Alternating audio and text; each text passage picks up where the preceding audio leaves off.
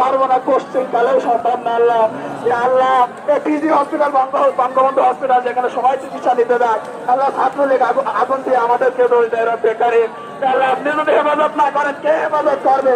আর কোথায় যাবো আমরা?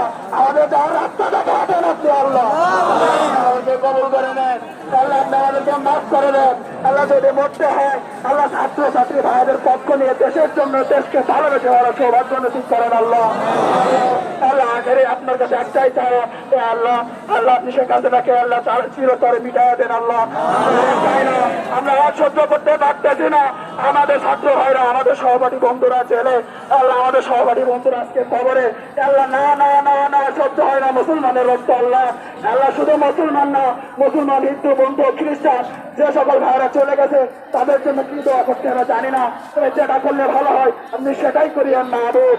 আল্লাহ আমাদের ছাত্র ভাইকে কবুল করে নেন আল্লাহ, আমাদের ছাত্র ভাইয়ের জান মাল ইমান ইজ্জতকে আপনি হেফাজত করেন আল্লাহ, আপনি আমাদের ছাত্র ভাইয়েরকে আরো শক্তি বাড়াই দেন আল্লাহ।